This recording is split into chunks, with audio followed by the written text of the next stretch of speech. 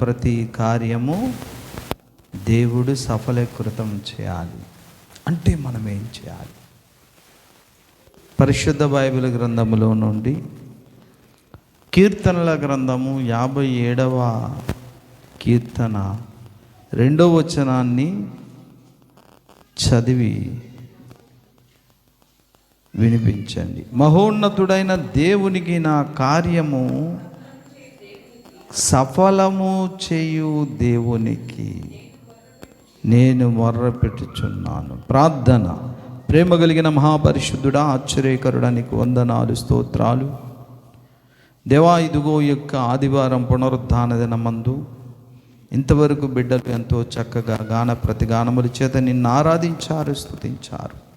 ఇప్పుడైతే పరిశుద్ధ బైబిల్ గ్రంథములో చదవబడిన వాక్యము ద్వారా మీరు మాతో మాట్లాడి మా ఆత్మీయ జీవితమును బలపరిచి మమ్మల్ని తృప్తిపరిచి మరింత నిరీక్షణ కలుగు చేస్తారని ఆశతో పాద సన్నిధిన వాక్యమును చదివి ఎత్తి పట్టుకుని అడుగుచున్నాము. మాట్లాడు నాయన, మా అందరితో మాట్లాడు, దీవించు. నీ మీద ఆనుకునే మనస్సును దయచేయండి. మేము సఫలంలో అగుటకు మమ్మల్ని ఆశీర్వదించండి. మహిమంతా మీరే పొందుకోండి. యేసు నామమున ప్రార్థిస్తున్నాం తండ్రి, ఆమేన్. దేవునికి స్తోత్రం. గట్టిగా హల్లెలూయా, హల్లెలూయా.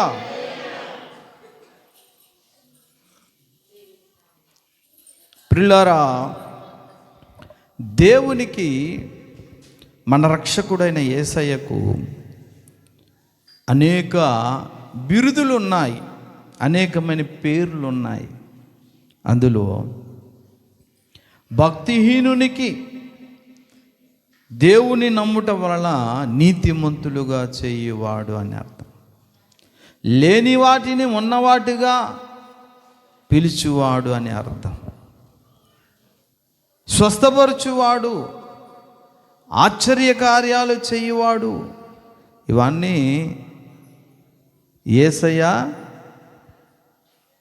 బిరుదులు, యేసయ్యకి ఇచ్చే పేర్లు. ఆశ్చర్యకరుడు, బలవంతుడైన దేవుడు, పాపలను క్షమించి తన యందు విశ్వాసం ఉంచిన వారిని నీతిమంతులుగా తీర్చేవాడు, మృతులను సజీవులుగా లేపువాడు. ఆయన పేర్లండి. దేవుని సృష్టిగా ఆది అయిన వాడు, ఆల్ఫా ఓమేగనైన వాడు, ఇదిగో మృతుడనైతిని కానీ యుగయుగములో జీవించేవాడనై ఉన్నాను, ఆయన పేర్లు. ఇప్పుడు ఇక్కడ ఆయనకు పేరు దావీదు చెప్తున్నాడు, నా కార్యము సఫలము చేయు దేవుడు. హల్లెలూయా. గట్టిగా స్తోత్రం చెల్లిద్దాం. నా కార్యము సఫలము చేయు దేవుడు అంటే మనం ఏ కార్యము తలపెట్టినా ఆయనే సఫలం చేస్తాడు. దావీదు ఒక కార్యం తలపెట్టాడు, ఆ కార్యం సఫలం అవ్వాలి, పాస్ అవ్వాలి, ఫలం రావాలి, ఫలితం రావాలి. అలా ఎవరు రాణిస్తారట? ఎవరు రాణిస్తారట? సఫలం చేయిస్తారట కార్యం. ఎవరట? అది ఆయన పేరు. అందుకే నా కార్యము సఫలము చేయు దేవునికి నేను ప్రార్థిస్తున్నాను. హల్లెలూయా.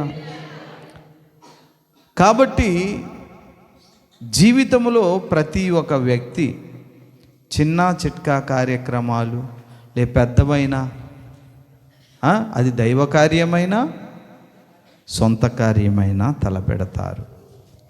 ఆ కార్యాలు సఫలీకృతం అవ్వాలంటే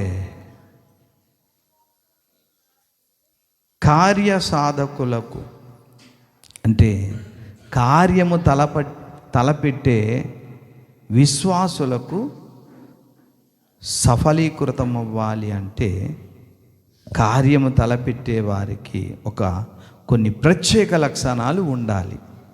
ఆ లక్షణాలు ఉంటే కార్యము 100%గా సఫలమైపోద్ది. ఏంటా లక్షణాలు? అందరూ కార్యసాధకులమే, అందరూ కార్యాలు చేయడానికి భుజస్కంధాల మీద కుటుంబ బాధ్యతలు, కుటుంబంలో కావలసిన ఎన్నో అవసరాల నిమిత్తం కార్యాలు చేస్తాం. పుట్టినరోజులు చేస్తాం, పుష్పతి కార్యాలు చేస్తాం, పెళ్ళిళ్ళు చేస్తాం, ఇల్లు కడతాం, ఇల్లు కొంటాం, జాగాలు కొంటాం, పరీక్షలు రాస్తాం. ఇవన్నీ కూడా మనం పట్టిన ప్రతి పని కూడా సఫలం అవ్వాలంటే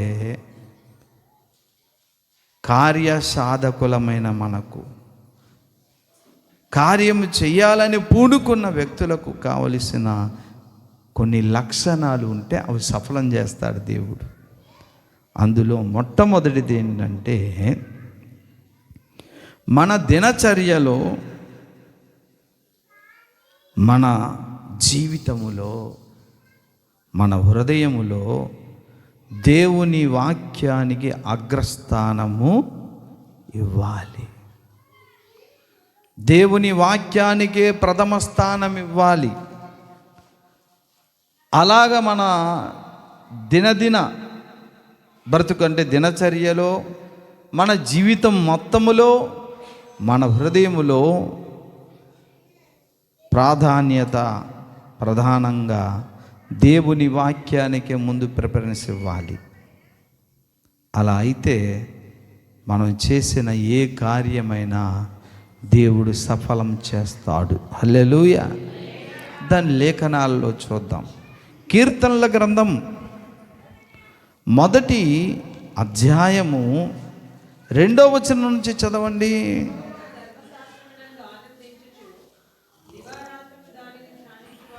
అదండి, యెహోవా ధర్మశాస్త్రమైన దేవుని వాక్యమందు ధ్యానించువాడు, చదువువాడు, ఆనందించువాడు ఏమవుతాడట? ధన్యుడు. ఇంకా అతడు నీటి కాలువల యోరణ. నీటి కాలువలంటే నీరు అనే, ఉదకమనే వాక్యపు నది. దేవుని వాక్యమనే నది ప్రక్కన నాటబడిన వాడై ఆకు వాడక తన కాలమందు ఫలమిచ్చు చెట్టు వలె. చూసారండి, ఫలమిచ్చు చెట్టులా ఫలించేటట్లుగా ఉంటాడట. చుట్టూ ఉన్న చెట్లన్నీ కూడా ఆకు రాలిపోయినా ఇది మాత్రం చిగురిస్తూనే ఉంటుంది. చుట్టూ ఉన్నటువంటి ఆకులు ఒకవేళ ఎండిపోయినా ఇది జీవము కలిగి ఉంటుంది. కారణం, నీటి కాలవల యోరణ నాటబడినటువంటి చెట్టు. ఏంటి నీటి కాలువ?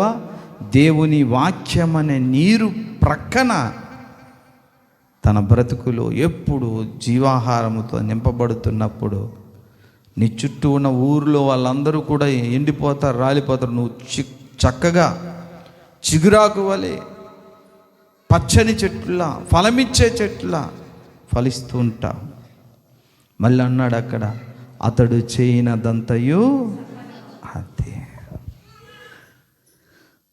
మనము తలపెట్టిన ప్రతీదీ, మనం ముట్టుకున్న ప్రతీదీ బంగారం అవ్వాలి అంటారు. చూసారా, మనం పట్టుకున్న చిన్న కార్యక్రమమైనా ఫెయిల్ అవ్వకుండా పాస్ అయిపోతుంటుంది. పెద్ద కార్యక్రమమైనా మనం ముట్టుకున్న ప్రతి కార్యక్రమం పెద్ద అయినా అది ఫెయిల్ అయ్యకుండా పాస్ అయిపోతుంటుంది. ఎందుకు అంటే వారు తమ బ్రతుకులలో దేవుని వాక్యానికే ప్రథమ స్థానము ఇస్తారు. అలా ఇచ్చిన వారు ఖచ్చితంగా ఏమన్నాడండి దావీదు 57:2 ఏమన్నారండి? నా కార్యము సఫలము చేయు దేవుడు. హల్లెలూయా. మన బ్రతుకుల్లో ఏ కార్యమైనా సఫలం అవ్వాలంటే దేవుని వాక్యానికి ప్రాధాన్యత ఇవ్వాలి, ప్రథమ స్థానం ఇవ్వాలి. దినదిన జీవితంలోనూ, నీ జీవితం మొత్తంలోనూ, నీ హృదయంలోనూ. హల్లెలూయా.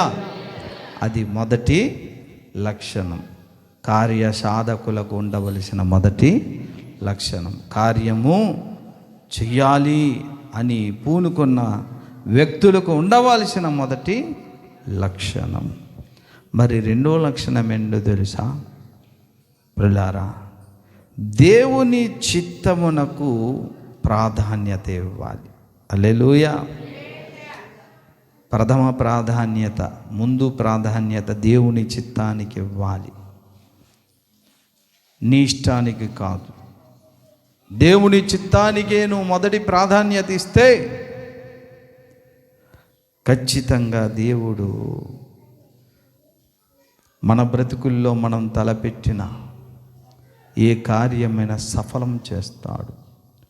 మనం చేస్తున్నటువంటి పని ఇది దేవుడి చిత్తమా కాదా అనేది ముందుగా ఆలోచించి, దేవుని చిత్తమునకు వ్యతిరేకంగా మన కార్యక్రమం ఉంటే దాన్ని పూనుకోవడం మానేసుకోవాలి. లేదు ప్రభా, నా ఇష్టం నాయనా, అది నువ్వు చెయ్యంటే మన బ్రతుకుల్లో అది నువ్వు తల క్రిందులుగా 100 ఏళ్ళు తపస్సు చేసినా అది జరగదు. కాబట్టి దేవుని చిత్తమునకు ప్రాధాన్యత మనం ఇవ్వాలి. మనకు బాగా అర్థం అవ్వాలంటే దినవృత్తాంతాల గ్రంథము 2వ గ్రంథం అండి, 6వ అధ్యాయం 7వ వచనాన్ని చదవండి.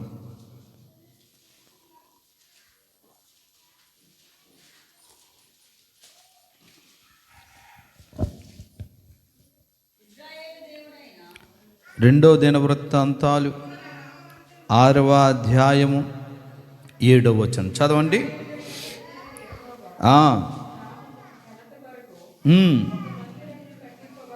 ఒక మందిరము కట్టింపవలనని నా తండ్రి అయిన దావీదు మనోభిలాష. ఎవరు చెప్తున్నారు తెలిసి మాట? సొలొమోను రాజు అంటున్నాడు, నా తండ్రి అయిన దావీదు మహారాజు నా తండ్రి కొరకు నా దేవుని కొరకు ఒక మంచి గొప్ప ఘనత వచ్చే దేవాలయం కట్టాలని ఆశ ఉండింది నా తండ్రికి అని అంటున్నాడు. చదవండి. అయితే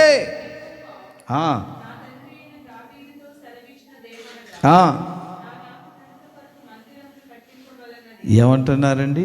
నా నామ ఘనత కొరకు మందిరమును కట్టించాలనుకొని దావీదు నువ్వు ఉద్దేశించిన ఉద్దేశము మంచిదే, మంచిదే. హల్లెలూయా. నా నామ ఘనత కొరకు మందిరము కట్టాలనుకున్నావు దావీదు, మంచిదే, అది చాలా మంచిది. కానీ ఆ మందిరాన్ని మాత్రం నువ్వు కట్టక. హల్లెలూయా. దావీదేమో మందిరము కట్టాలి, దేవుని నామ మహిమార్థం అనుకున్నాడు. తన మనసులో ఆశట దావీదుకి. కానీ దేవుడేమన్నాడండి? నువ్వు మాత్రం కట్టొద్దు. ఇదేంటి? దావీదు చిత్తమేంటో దేవుని ఆలయము కట్టాలి, దేవుని నామ మహిమార్థం అనుకుంటున్నాడు. దేవుడి చిత్తమేంటో దావీదు నువ్వు కట్టొద్దు. మంచి ఉద్దేశమే కానీ నువ్వు మాత్రం కట్టొద్దు. అలా అనొద్దు ప్రభా, నేనే కడతానని దేవుని చిత్తానికి త్రోసేసి దావీదు దేవాలయాన్ని కట్టాడా? కట్టలేదు.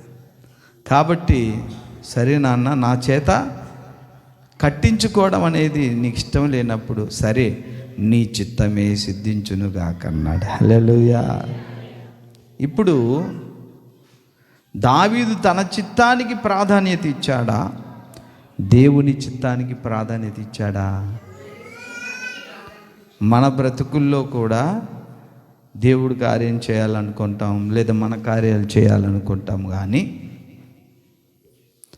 ఒక్కోసారి అది దేవునికి ఇష్టం ఉండదు.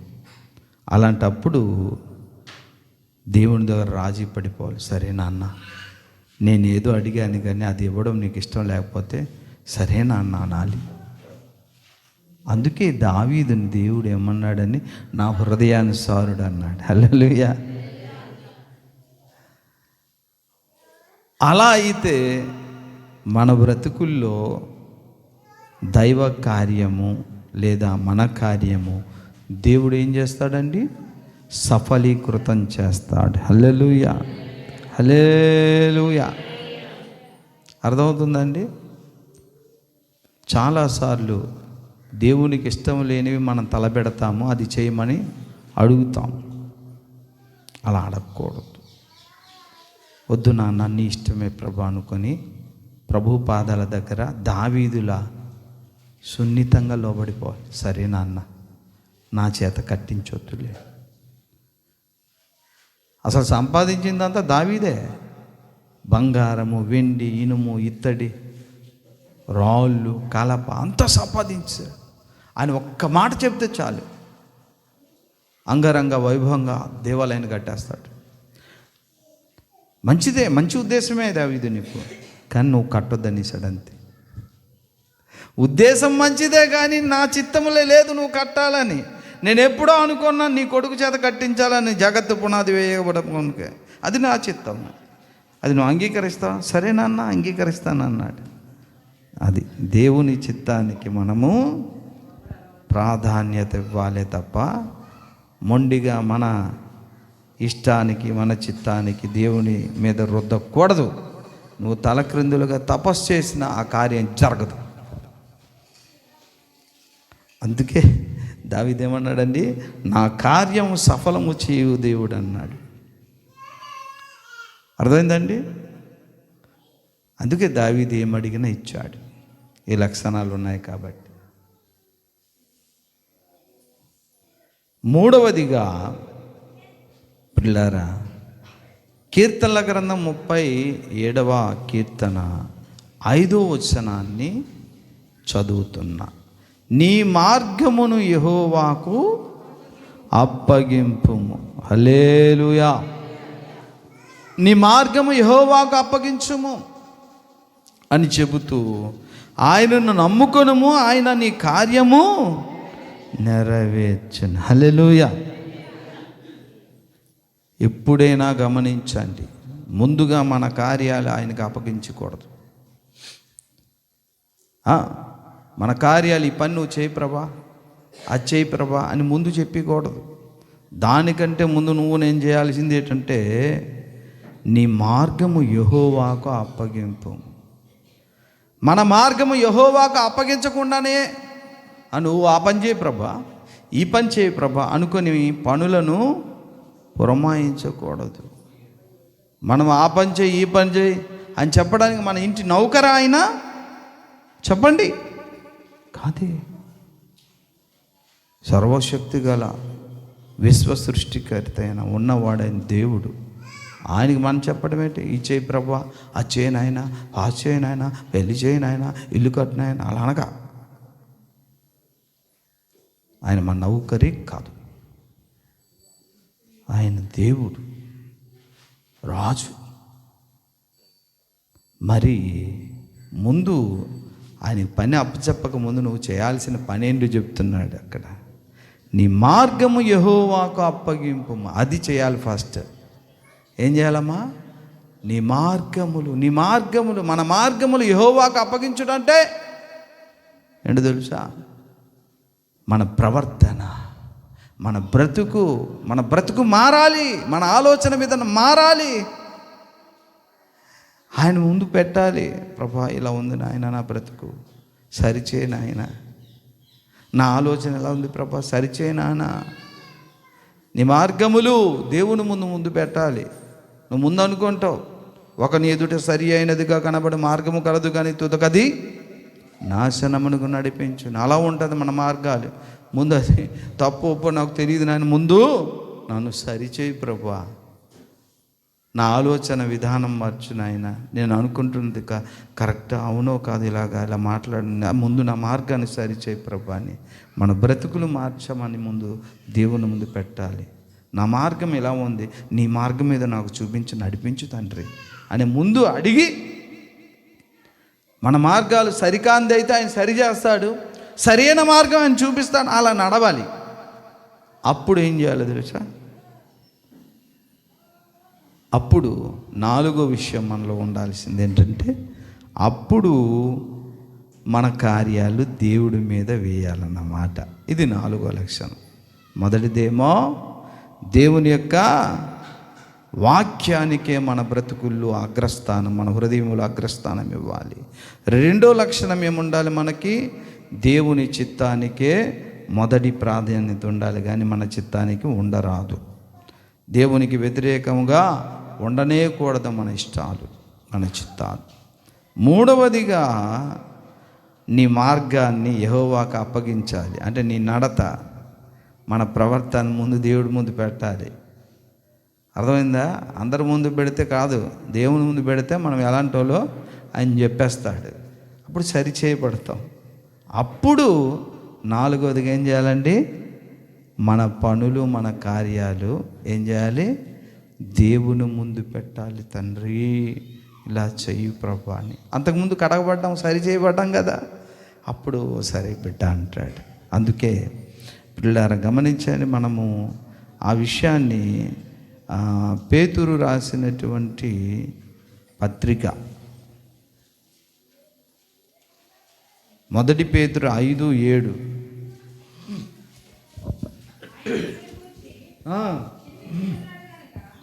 ఆయన మిమ్మును గూర్చి చింతించుచున్నాడు గనుక మీ చింత యావత్తు ఆయన మీద.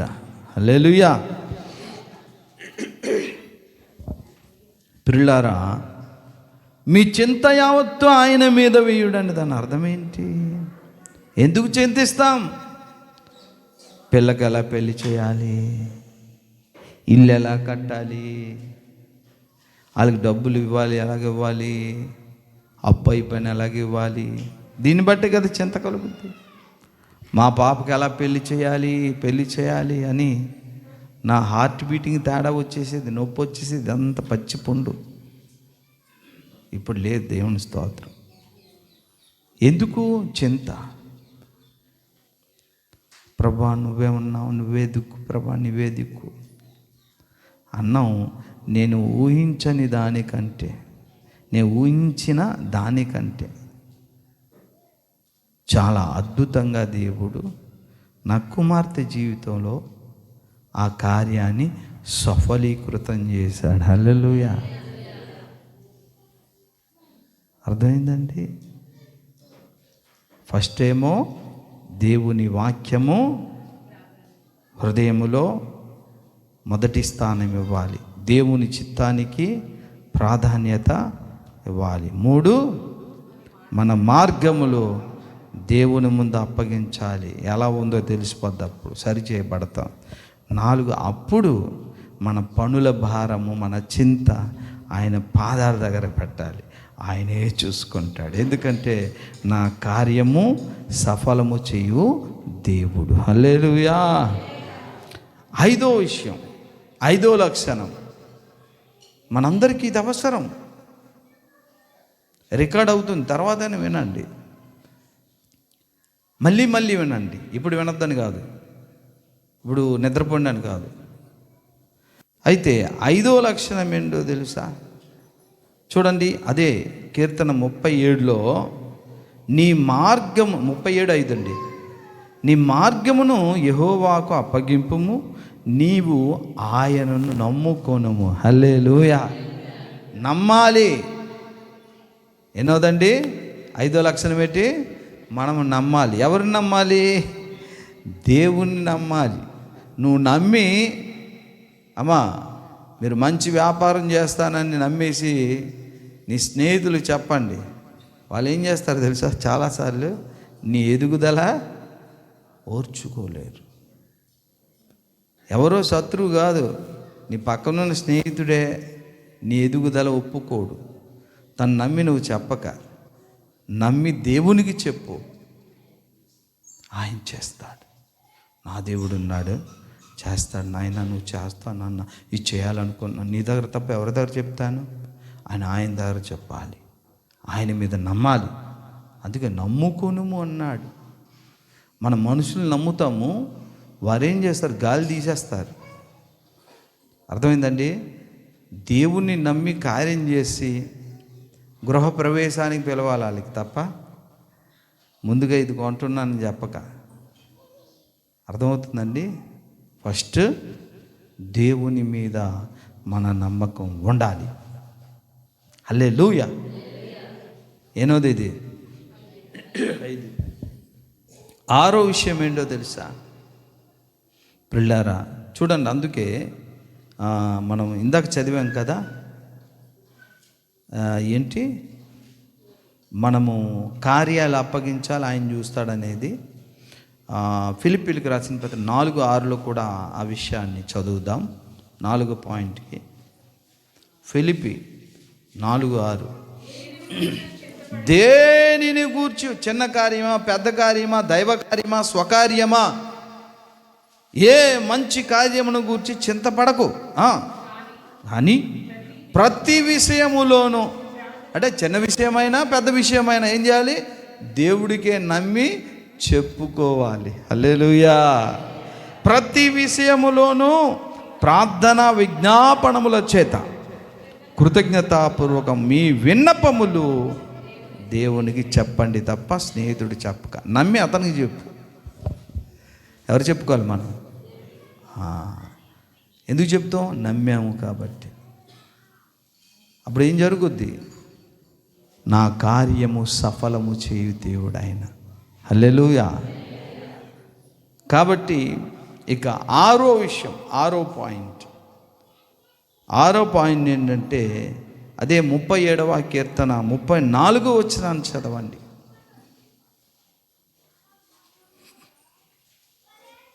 యెహోవా కొరకు 37వ కీర్తన 34వ వచనం. యెహోవా కొరకు కనిపెట్టుకొనియుండుము. హల్లెలూయా.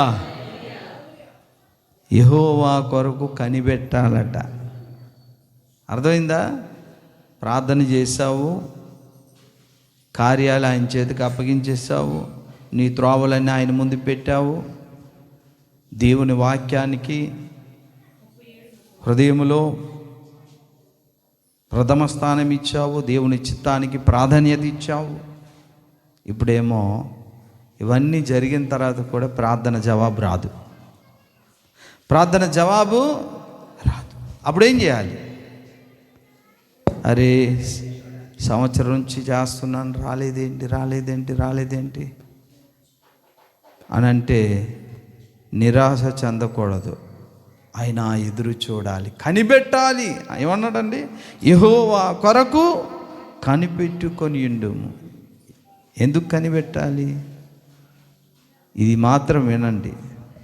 నీ బ్రతుకులో, నా బ్రతుకులో, ఎవరి బ్రతుకులోనైనా మనము చేసిన ప్రార్థనకు ప్రతిఫలము సఫలీకృతం అవ్వాలి అంటే నువ్వు అనుకున్న టైంలో, నేను అనుకున్న టైంలో జరగదు.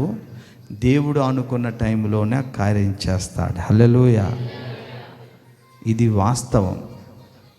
నువ్వు ఇలా అనుకోవచ్చు, నువ్వు ప్రార్థన చేసిన తర్వాత కార్యం జరిగిపోయిన తర్వాత విషావా నేను అనుకోగానే దేవుడు కార్యం చేశాడని ఎప్పుడూ అనుకోక. ఒకవేళ అలా జరిగింది అనుకుంటే నువ్వు అనుకునే టైంలోనే దేవుడు ఇవ్వాలని టైం నిర్ణయించాడు కాబట్టి అలా జరుగుతుంది. అంతే తప్ప నువ్వు అనుకున్నప్పుడే జరగాలి అనేది ఎప్పుడూ జరగదు. తాను అనుకున్న టైంలో ఏ సమయానికి నీకు ఇవ్వాలో, కార్యం జరగాలో ఆయన అనుకున్నప్పుడు అది జరుగుద్ది. నీ బ్రతుకుల్లో, నా బ్రతుకుల్లో ఏ కార్యమైనా. అర్థమవుతుందండి? అంతవరకు ఏం చేయాలి? అవనంతవరకు కనిపెట్టాలి. కనిపెట్టడం అంటే చాలా సంవత్సరాలు అయింది, కనిపెడుతున్నాం. ఆయన ఎప్పుడు ఇస్తాడో అంతవరకు వెయిట్ చేయాలి. ఉదాహరణగా ఎందుకు అంటే, ప్రార్థన చేయడం మీకు ఇస్తానన్నాడు దేవుడు కదా, ఇంకా ఇవ్వలేదేంటి అని అనుకోకండి. మన దగ్గర మన నివసించే రూమ్లో స్విచ్లు ఉన్నాయి, లైట్లు, ఫ్యాన్లకి అమ్మా ఉన్నాయి. ఎన్ని స్విచ్లు వేసినా సరే లైట్లు వెలగవు, ఫ్యాన్లు తిరగవు. ఇదేంటి ప్రభువా, స్విచ్ చేయమన్నావు, ఇంక వెలగలేదు, ఫ్యాన్ తిరగలేదు. అవునరా అన్నాను, వెయిట్ చేయి అని ఆయన వచ్చి మెయిన్ స్విచ్ చేస్తాడు. మెయిన్ స్విచ్ వేసిన తర్వాత ఇవన్నీ తిరుగుతాయి. అర్థమవుతుందండి? కొన్నిసార్లు స్విచ్ చేయడం మనం మర్చిపోకూడదు, ప్రార్థన చేయడం మానేయకూడదు. మనం ఎంత స్విచ్ చేసి ప్రార్థన చేసినా మెయిన్ స్విచ్ ఆయన నొక్కినప్పుడే ఆశీర్వాదమైన కార్యమైన జరుగుతుంది. హల్లెలూయా. కొన్నిసార్లు ఆయన మెయిన్ స్విచ్ చేసి వదిలేసినా మనం ప్రార్థన చేయం. నానా ఇవ్వలేదంటే, అరే నేను ఎప్పుడే మెయిన్ స్విచ్ చేశాను, నువ్వు స్విచ్ చేసుకో అంటాడు ఆయన. అంతవరకు వెయిట్ చేయాలి. హల్లెలూయా. కనిపెట్టాలి. అర్థమవుతుందండి? ఆయన అనుకొని మన బ్రతుకుల్లో ఆయన మెయిన్ స్విచ్ చేసినప్పుడు మొత్తం వచ్చి పడతాయి. హల్లెలూయా. కాబట్టి మనం ఏం చేయాలి? మనకేముండాలి? చెప్పాలి, కనిపెట్టాలి, కార్యం జరుగుతుంది. కాబట్టి కార్యసాధకులకు, కార్యం తలపెట్టిన వారికి ఉండవలసినటువంటి లక్షణాలు ఇవి ఉంటే మనం తలపెట్టిన ప్రతి కార్యము సఫలమవుతుంది. 6వ లక్షణం. ఇప్పుడేమో 7వ లక్షణం మనకు ఉండాల్సింది ఏంటి? చెప్పలేదు. 7వ లక్షణం ఏంటంటే 37:4 కీర్తనల గ్రంథం చదవండి, అందులోనే ఉంది. యెహోవాను బట్టి అదండి సంతోషం ఉండాలి. అమ్మా చదవండి. యెహోవాను బట్టి సంతోషించుము, ఆయనని హృదయ యెహోవాను బట్టి సంతోషించకుండా ఎప్పుడు ఏడు మొహం పొట్టినోళ్ళకి హృదయంలో ఏ కార్యం తలబెట్టినా, ఏ వాంఛ కలిగినా అది తీర్చడు దేవుడు. ఎప్పుడు ఏడుపు గుట్టు మొహమే. సంతోషించవయ్యా దేవుణ్ణి బట్టి, ఆనందించవయ్యా దేవుణ్ణి బట్టి, ఆయన ఇచ్చిన రక్షణను బట్టి, ఆయన చూపిన కృపను బట్టి, ఆయన చూపిన ప్రేమను బట్టి, ఆయన ఇచ్చిన క్షమాపణ బట్టి. ఈ ఏడు మొహాలకి అసలు సంతోషం ఉండదు. సంతోషించండి అయ్యా, యెహోవాను బట్టి సంతోషించాలి. ఈ లక్షణం కూడా మనకు ఉండాలి. నా దేవుడు నాకు ఏదైనా చేస్తాడు, సింహాసనం విడిచిపెట్టి నా కొరకు ప్రాణమే పెట్టేసిన దేవుడు నాకు ఇవ్వడా? చెప్పాపో సాతానా, ఎవడో నువ్వు నాకు చెప్తావు? నన్ను ప్రేమించి సింహాసనం విడిచిపెట్టాడు, మహిమను విడిచిపెట్టి వచ్చేసి రిక్తునిగా శిలువ మీద తన రక్తాన్ని కార్చి ఆ రక్త ప్రవాహములో నన్ను కడిగి పరిశుద్ధునిగా మార్చి కొడుగ్గా కూతురుగా చేసుకున్న దేవుడు, విశ్వాన్ని ఇచ్చిన దేవుడు ఈ వస్తువులు ఇవ్వరా అని నీ మనస్సాక్షితో చెప్పుకోవాలి. సాతానుతో చెప్పాలి, అవిశ్వాసులతో చెప్పాలి. నేను మరలా ఆనందిస్తాను, ఎంత భాగ్యమో నాకు అని ఈ లక్షణము కలిగి మనం ఉండాలి. ఈ లక్షణాలన్నీ కూడా మనం తలపెట్టిన కార్యాలు సఫలీకృతం చేస్తాడు ఆయన. హల్లెలూయా. మొదటి చెప్పండి. 1, మన దినచర్యలో కానీ, మన జీవితంలో కానీ, మన హృదయంలో కానీ దేవుని వాక్యానికి అగ్రస్థానం ఇవ్వాలి. 1. రెండవదిగా దేవుని చిత్తములకే ప్రాధాన్యత ఇవ్వాలి, కానీ మన ఇష్టానికి, మన చిత్తానికి ప్రాధాన్యత వద్దు. ఒకవేళ మనం ఎంత తల క్రిందులుగా తపస్సు చేసినా సరే, ఎన్ని సంవత్సరాలైనా దేవుని చిత్తములో లేనిది మన బ్రతుకుల్లో జరగదు. 3వదిగా చెప్పాలి, మన మార్గములు యెహోవాకు అప్పగించాలి. 4వదిగా మన చింత, మన పని అప్పుడు దేవుడి దగ్గర పెట్టి ప్రార్థన చేయాలి. ఆయన చూసుకుంటాడు. చిన్న కార్యమైనా, పెద్ద కార్యమైనా, నీ కార్యమైనా, దేవుడి కార్యమైనా ఆయనే చేస్తాడు. నువ్వు ఏ పని ముట్టినా అది సక్సెస్సే. ఇంకా నేను చాలాసార్లు పిల్లారా ప్రభువు నమ్ముకున్నది మొదలు ఈరోజు వరకు నేను అనుకున్న దైవ కార్యాలు ఆయన టకా టకా టకా అన్నీ చేసుకునే వచ్చాడు. ఏది ఫెయిల్ అవ్వలే. ఏదైనా ఫెయిల్ అయింది అనుకుంటే తనకి చిత్తము లేనిది, నా ఇష్టంతో బలవంతంగా అడిగిందే ఫెయిల్ అవుతుంది తప్ప వేరేదేం కాలేదు. హల్లెలూయా. తర్వాత ఏదమ్మా ఎన్నోది? 4వది ఏంటి? దేవుని యొక్క పాద సన్నిధిలో మనం తలపెట్టిన కార్యాలు, పనులు ఆయన పాదాల దగ్గర పెట్టాలి. ఓకే, ఏదైనా సరే చింతించొద్దు, ప్రతి విషయం అన్నాడు. తర్వాత ఆయనను నమ్ముకోవాలి తప్పనిసరిగా, మనుషులను కాదు. ఆయన నమ్ముకోవాలి. నీ బలాన్ని నమ్ముకోవద్దు, నీ ధనమును నమ్ముకోవద్దు. ఫస్ట్ ఆయన నమ్ముకుంటే, ఒకవేళ నీ బలము నీ ధనమును నమ్ముకుంటే అది వేరేలా మారిపోద్ది వికృతంగా. ఆయన్నే నమ్మాలి. నీ అధికారాన్ని, బలముని, బలగాన్ని నమ్మొద్దు, ఆయన్నే నమ్మండి. వాళ్ళందరూ ఉన్న ఏదో తూతు మంత్రాలు ఉన్నట్టే తప్ప ఆయన దిగి వచ్చి కార్యం చేయకపోతే ఎవడు చేయలేడు. ఎందుకంటే ఆయన పేరే కార్యములను సఫలము చేయువాడట. హల్లెలూయా. తర్వాత ఆయన కొరకు కనిపెట్టాలి, ఆలస్యమైనా సరే. తర్వాత సంతోషిస్తూ దేవుని యందు నమ్మకం కలిగి ఉండాలి, సంతోషించాలి. ఈ లక్షణాలు ఏ వ్యక్తుల్లోనైతే ఉంటాయో వారు తలపెట్టిన కార్యాలు దేవుడే ఆమెన్ అని కార్యాలు జరిగిస్తాడు. ప్రార్థన చేద్దాం, తల వంచండి.